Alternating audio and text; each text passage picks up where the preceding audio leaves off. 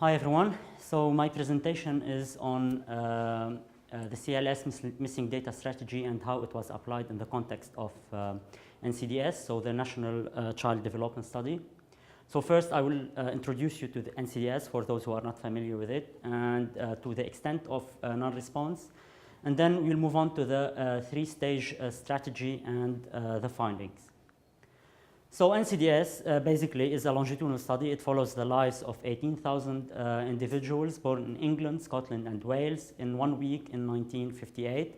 So these respondents have been surveyed 10 times, and we have a biomedical survey at the age of 45. The target sample was augmented to include immigrants at age 7, 11, and 16. So those immigrants were born outside of Britain, but then moved on to Britain, but they were eligible because they were born in the same week in March 1958. So like any other longitudinal survey, NCDS experienced attrition over time. So attrition is the discontinued participation of respondents in a longitudinal survey. So this is what George basically presented. So we see that the sample has decreased from around 18,000 individuals at birth to about 10,000 at age 55. So this is a breakdown of the different types of non-response. So you could see that respondents drop out from the survey. So we had about 1,000 in the first, so at birth. So these are basically the immigrants who were not included in the first wave. And then it started increasing until reaching 9,000. You could see that some respondents have refused to participate. So this is so the refusal. The number is slightly increasing. It sometimes drops.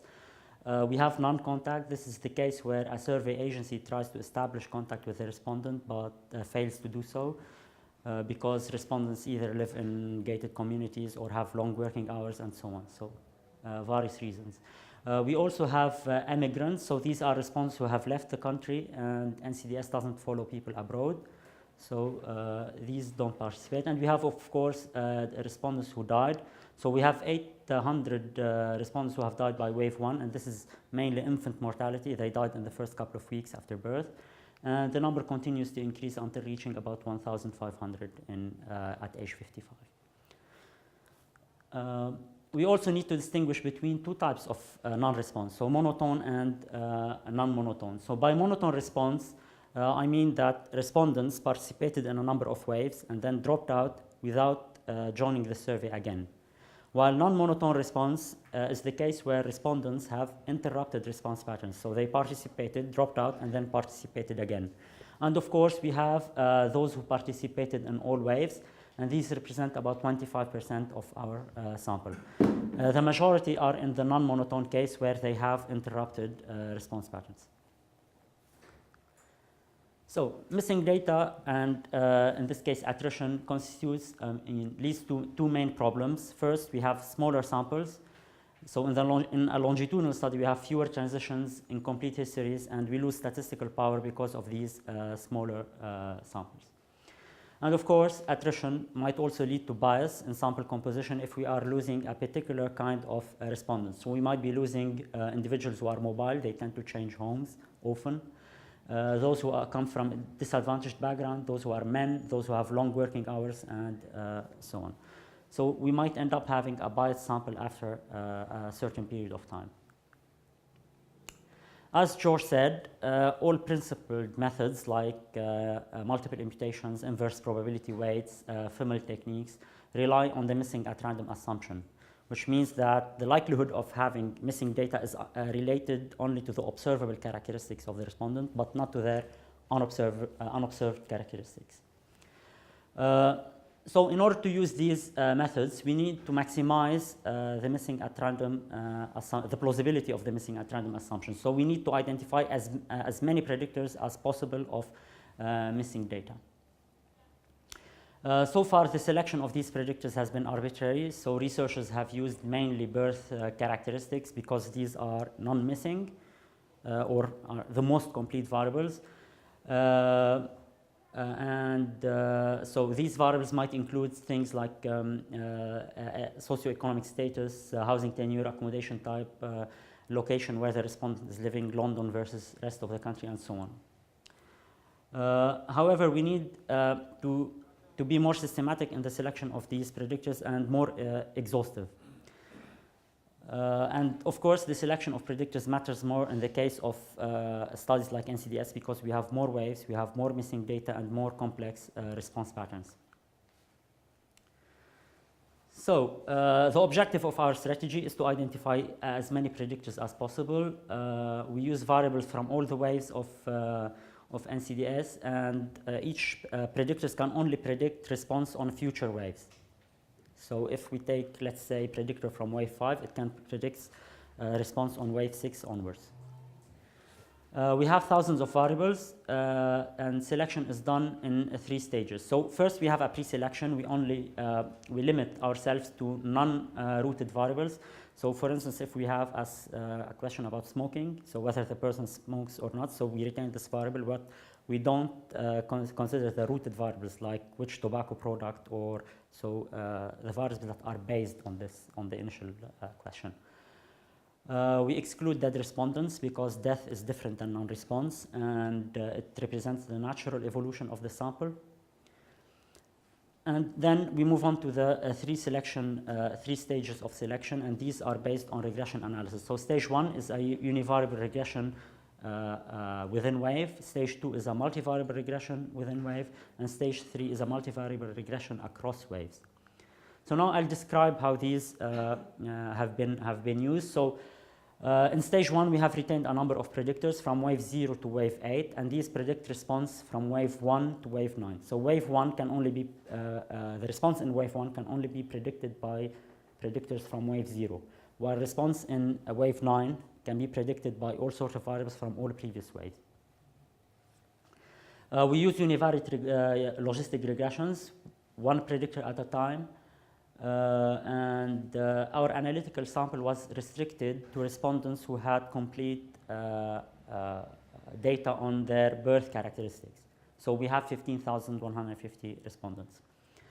So this is the number of variables that we have retained to enter in stage 1. So in wave 0, we have 19 variables. Wave 1, we have 50. Wave 2, 48, and so on. So the number of regressions. So for wave 0, these 19 variables can predict 10 response outcomes. So we have 19 multiplied by 10, so 190 regressions. For wave 5, we have 100 predictors and 5 response outcomes, so 500 regressions. So obviously, we are not going to do this manually, so we automated the process where we are using stata loops to run the regressions and an automated output system where output is directly produced into and compiled into Excel files.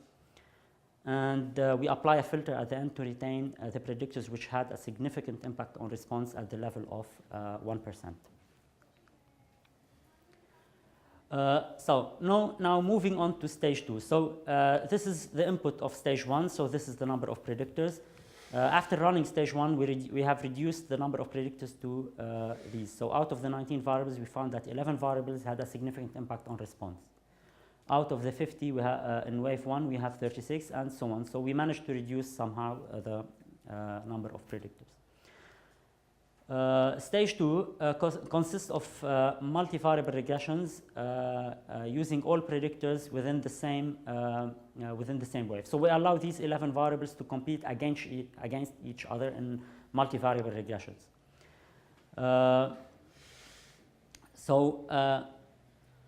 So we have 11 for wave 0 and 36 for wave 1 and so on. Variables compete against each other, and we are using log binomial models because the response outcomes are not always rare. So as time goes on, non-response becomes more common. And we retain variables which are significant at the level of 5%. This results in a different subsets of predictors which are predict the different response outcomes. So out of these 11 variables, we might find that 8 variables predict response in wave 1, while 5 might predict response in wave 3. So we have different subsets out of these variables that might predict the different response outcomes. So moving on to stage 3, So here I summarize what happened in stage 1 and stage 2. So out of the 19 variables, we identified 11 in stage 1, and these go into stage 2. And out of the 11 variables, we find that only 4 predict response in wave 1. For response in wave 2, we find 13 predictors. So these 13 predictors can include variables from wave 1 and wave 0, so from previous waves. For wave 5, so we find that there are 52 predictors, and these could include any variables out of these, the 11, 36, 34, 40, 47, and so on. So basically, they could include any variables from any previous wave. Now, stage 3, we allow these predictors to compete among each other. So as I said, these predictors, like for response in wave 2, contain variables from wave 1 and wave 0. The challenge here is that these predictors have different levels of missing data. So if we include them directly in a regression, we'll end up with a very small sample size. So what we had to do is to use multiple imputation in association with the response modeling. So we progressively impute our data and alternate between multiple imputations and response models. We impute missing predictors, then estimate the response models from wave 1 till reaching wave 9. So an example of wave 2, so basically, we run a response model for wave 1. We identify the predictors from wave 0, and then we use these predictors to impute, from wave 0 to impute the predictors in wave 1. And then we use the predictors in wave 0 and those from wave 1 to model response in wave 2, and so on. So progressively we do that, and we use multiple imputations with chain equations for the MI procedures and log binomial models for the logistic regressions. We end up with a set of predictors of response in each wave, and we retain only those which are significant at the level of 5%. So the predictors can include any variables from any of the previous waves. So this is what we end up with. So out of the 13 variables that we identified to have a significant impact on a response in wave 2, only 9 are retained in stage 3, and so on. So here out of the 81, we have 44, the biomedical survey. So we have managed to reduce the number of predictors, and all of these have a significant impact on response. And these are diverse, as you will see, so they might include social, economic, health, and survey-related variables. So here's a number of examples. So all of these variables have a significant impact on response, and they have a high risk ratio. So either a high or a low risk ratio, so a high effect size.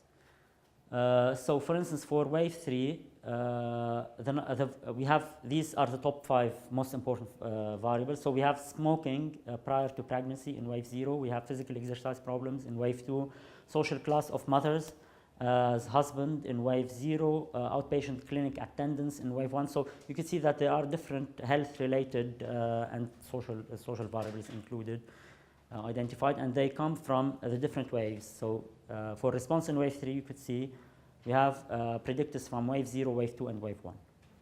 So all previous waves.